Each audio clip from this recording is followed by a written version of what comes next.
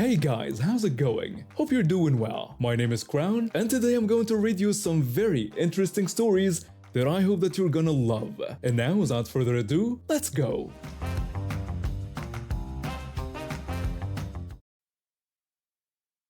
I've been collecting Pokemon cards since I was 8 years old. My parents thought it was just a phase, but 20 years later, here I am, still getting excited about rare pulls and mint condition cards. I've built quite a collection over the years, and my friends and family have always supported my hobby, even if they don't completely understand it. Last week was my 28th birthday, and I decided to have a small gathering at my house. Nothing fancy, just close friends and family enjoying some food, drinks, and good company. Among the guests was this guy I'd known since college. Let's just say, he turned out to be not such a great friend after all. When he arrived at the party, he handed me a gift, a vintage Pokemon booster pack from one of the older sets. These packs usually go for around $130 nowadays, so I was genuinely touched by his thoughtfulness. I had planned to keep it sealed as part of my collection since unopened vintage packs are pretty valuable. That's when things started going wrong. Another guest at the party, who'd had a few drinks, thought it would be hilarious to grab the pack and tear it open. I yelled at him, telling him I was planning to keep it sealed. He just laughed it off, telling me to open it since it was my birthday anyway. The pack was already damaged, so I figured I might as well open it properly. Everyone gathered around, curious to see what was inside. As I carefully went through the cards, my hands started shaking. There, in perfect mint condition, was one of the most valuable cards you could possibly pull from this set. I exclaimed in shock at how incredible this pull was. The guy who gave me the pack suddenly got very quiet. His face went pale, and he started breathing heavily. Before I could even finish looking at the rest of the cards, he lunged forward and snatched the rare card right out of my hand. I demanded he give the card back, but he refused. He started shouting about how valuable the card was, saying it was worth around $5,000 and claiming it was his card. When I reminded him he gave me the pack as a gift, he yelled that he hadn't known it would contain something this valuable. And then, in what felt like a scene from a bad movie, he literally ran out of my house and disappeared into the woods behind my property. Everyone stood there in shock, trying to process what had just happened. My sister asked if he had really just run into the woods, while my mom suggested calling the police.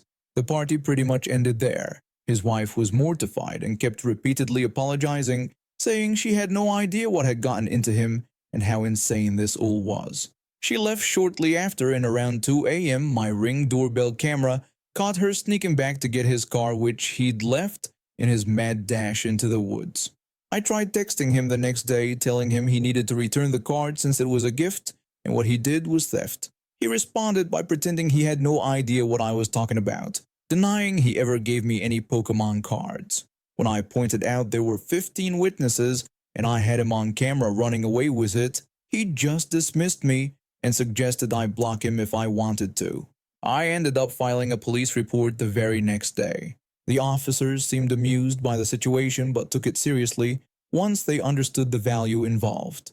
They visited his house, but he refused to answer the door. I decided to take it to small claims court. I gathered statements from the party guests, got the Ring camera footage, and even obtained a formal appraisal letter from my local game shop stating the card's market value in near mint condition. The judge was initially confused about why we were in court over a playing card, but once the value was established, she took it very seriously. The evidence was overwhelming: multiple witnesses, video footage, text messages, and his wife's testimony. Turns out she was so disgusted by his behavior that she actually agreed to testify. The court ordered him to either return the card or pay its current market value plus court costs. When he claimed he had lost the card, the judge wasn't impressed and ordered him to pay the full amount. His wife later told me they had to take out a loan to pay the judgment. He tried to sell the card online a few weeks later, not knowing I had alerts set up for that specific card. The marketplace banned his account, and his reputation in our local collecting community was completely destroyed. Sometimes karma works in beautiful ways. These days, I'm more careful about who I consider a friend. and I always make sure to document expensive gifts, just in case someone decides to take a sprint through the woods with them. My husband and I moved into this peaceful suburban neighborhood about 3 years ago. We chose it specifically because it seemed perfect for raising our two young kids. A safe area with good schools nearby and friendly neighbors. Well, most of them were friendly, except for the woman next door and her teenage son. From the day we moved in, something felt off about them. The mother would constantly peer through her windows at us, and her son would always be lurking around, especially when we were in our backyard. At first, we tried to be neighborly, waving hello and making small talk, but they'd either ignore us or give curt responses. Things took a turn for the worse when the son got a drone for his 16th birthday. That's when our privacy completely went out the window. It started with occasional flyovers, but soon it became a daily occurrence.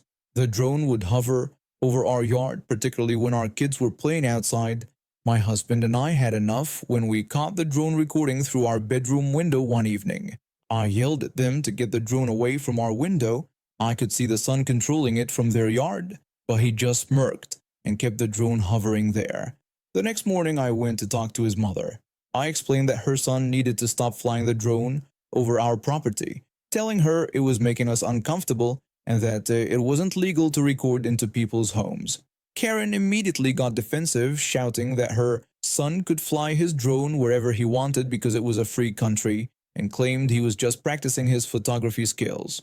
When I pointed out that photography skills didn't include recording people's private moments and warned that we'd have to take action if it continued, she became even more hostile. She accused me of threatening them and had the nerve to suggest we were just jealous because we couldn't afford nice things. After that confrontation, it got even worse. The drone would follow us everywhere, when we got home from work, while the kids played, during family barbecues. We filed complaints with the homeowners association, but nothing came of it. Then one Saturday afternoon, while we were having lunch in our backyard, the drone came buzzing right over our heads, lower than ever before. My husband had enough.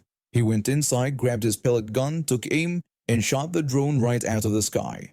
It crashed into our yard with a satisfying crunch. Within minutes, Karen came storming over. She was screaming about how we had destroyed her son's expensive drone and threatened to call the police. My husband calmly told her to go ahead, mentioning that we had plenty of footage of the drone harassing us. This made her even angrier, and she started screaming threats about how we'd be sorry and would pay for this. She was screaming so loud that several neighbors came out to watch. When the police arrived, Karen was practically foaming at the mouth, demanding our arrest for destroying her innocent son's property. The responding officers took statements from everyone, including neighbors, who validated our complaints about the constant drone surveillance. But here's where it gets interesting. One of the officers recognized the drone's model as matching descriptions from recent burglary reports. Apparently, there had been a string of break-ins in our neighborhood and surrounding areas over the past few months. The burglars seemed to know exactly when people would be away and where valuables were kept. When the officer requested to examine the drone's memory card, Karen adamantly refused, claiming it was private property. But they got a warrant, and what they found was shocking. The memory card contained not just footage of our house, but detailed recordings of several homes that had been burglarized. The footage showed clear views through windows, security system locations, and people's daily routines. Further investigation revealed that her son had been working with a group of older teens using the drone to scout houses and plan break-ins. They found stolen items in their garage and evidence linking them to at least 12 burglaries in the area. Her son was arrested along with his accomplices. Karen had a complete meltdown in their front yard as they took him away. She screamed that this was all our fault and that we had ruined her son's life. I calmly told her that she did that by enabling his behavior and ignoring his victims. The story spread through the neighborhood like wildfire. Turns out several neighbors had also complained about the drone, but Karen had always played the victim and accused them of discriminating against her misunderstood son. She couldn't handle the shame and listed her house for sale within a week. The last time I saw her was during her son's court hearing, where he was sentenced to juvenile detention. She still tried to blame everyone else, claiming her son was influenced by bad people and that we were all conspiring against them. The judge wasn't having any of it, and even suggested she seek counseling for her enabling behavior. They moved out shortly after, and we later learned that the recovery of stolen items from their garage helped multiple families get their precious belongings back. Some items had significant sentimental value, like family heirlooms and irreplaceable photographs. The new neighbors who moved in are wonderful, and our neighborhood has become even closer after this incident. Sometimes I catch myself looking up at the sky when I hear a buzzing sound, but then I remember that Karen and her son are long gone, and their drone surveillance days are over. I've been in tech for over 15 years, starting as a junior developer and working my way up through various roles. After getting my master's in information technology and gaining experience at several startups, I landed the position of IT head at a medium-sized marketing firm. The pay was great, the team was solid, and everything seemed perfect until my new boss took over. The previous CEO retired, and the board brought in this hotshot executive who had transformed a few companies before. He knew nothing about technology but acted like he knew everything. The guy wore expensive suits, dropped buzzwords in every conversation, and treated tech staff like we were beneath him. One Monday morning, I was in my office configuring an Apache server on Ubuntu. It was a straightforward task I'd done countless times before. The server would host our new client portal, saving us thousands in subscription fees from our current third-party solution. I heard footsteps behind me, and there he was, peering at my screen with a puzzled expression. He asked me what that weird skin I was using on my computer was. I explained that it wasn't a skin, but rather that I was running a server on Ubuntu trying to tell him about the Linux-based operating system. Before I could finish, he cut me off, declaring that we don't use Linux here because this was a professional company, and I should use Windows like everyone else. I tried to explain that Linux was actually more secure and cost-effective for servers, and that most major companies used it, but he wouldn't hear it. He just insisted that this was his company, and we use professional software here, ordering me to make the change by the end of the week. I sat there dumbfounded as he walked away. This was the same guy who had recently approved our department's budget without even reading it. I had quite a bit of control over the finances with a company credit card, and an idea started forming in my mind. You see, most of our employees used company-managed Android phones, and Android, funny enough, is based on Linux. If my boss hated Linux so much, surely we needed to address this issue immediately. I placed an order for 25 new iPhones, top-of-the-line models. The total came to just under $30,000. I even expedited the shipping because, this was an urgent compliance matter.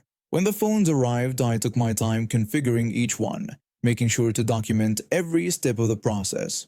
2 weeks later, my boss stopped by my office again. He questioned me about the massive charge for iPhones. I explained with mock innocence that since he mentioned we don't use Linux here, I had to take action. I told him that Android phones actually run on a Linux kernel, just like Ubuntu, so I wanted to ensure we were complying with his policy. His face went through several shades of red. He spluttered that Android was different and was exempt from this policy. When I apologized and said I didn't realize there was an exemption since he never mentioned it before, he snapped that it was just common sense. Furious about having to sell all the iPhones, he called over our intern, who looked terrified. He ordered the poor intern to list all the iPhones on eBay, making it their priority. The intern spent the next few days photographing and listing used iPhones, which we had to sell at a significant loss since they were now considered second-hand. The company took a hit of nearly $10,000 on the whole debacle. A week later, I submitted my resignation letter. I'd already accepted an offer from a competitor for a 30% higher salary. During my exit interview with HR, I made sure to mention my concerns about the company's technology decisions and the financial impact of arbitrary policies. On my last day, I left a detailed document about our network infrastructure on my boss's desk. It explained how our wireless access points, switches, routers, and even the smart coffee machine in his office all ran on, you guessed it, Linux. I heard from former colleagues that he spent the next month paranoid about every piece of technology in the building. He even tried to get quotes for replacing all the network equipment with Windows-compatible alternatives until the CFO shut him down after seeing the estimated costs.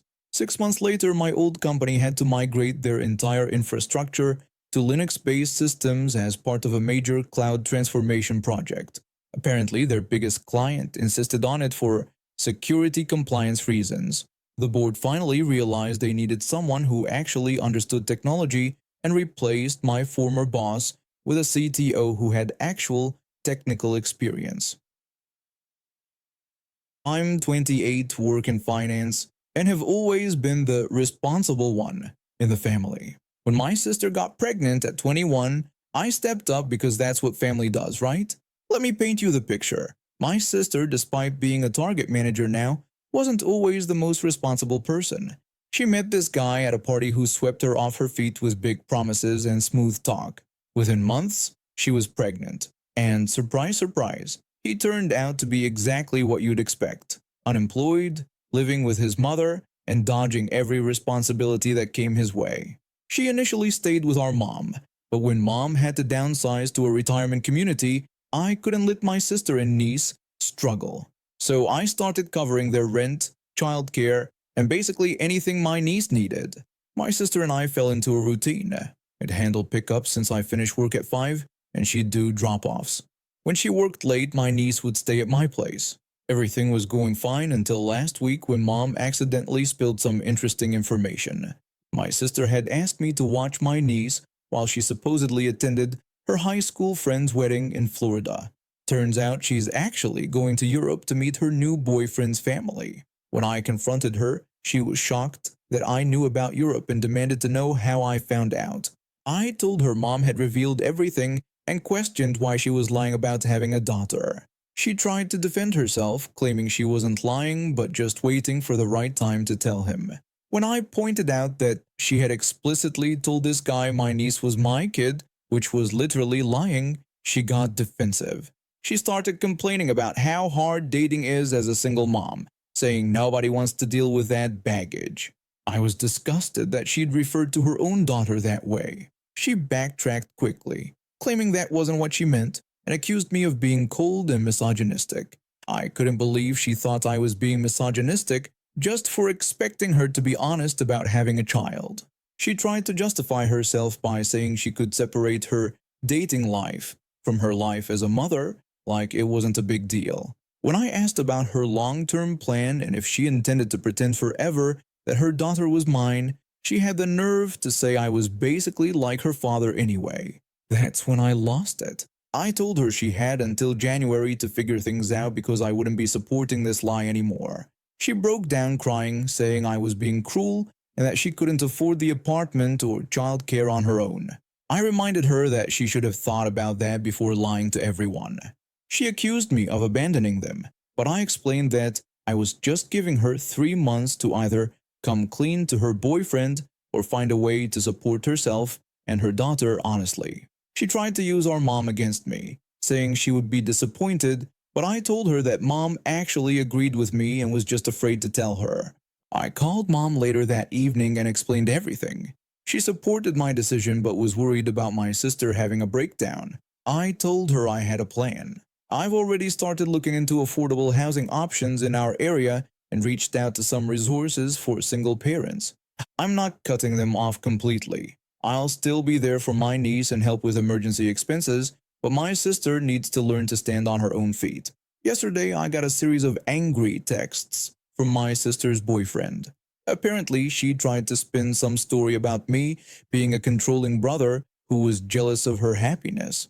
I simply responded with photos from my niece's birth, where my sister is clearly the one in the hospital bed, and screenshots of all the child care payments I've been making. Haven't heard back from either of them since. My sister's staying at mom's retirement community for now, while I have my niece with me. She's been giving me the silent treatment, but honestly, I'm done enabling her lies. Sometimes being a good brother means making tough choices, even if it makes you look like the bad guy. And now we have reached the end of today's stories. Thank you for watching, and see you next time.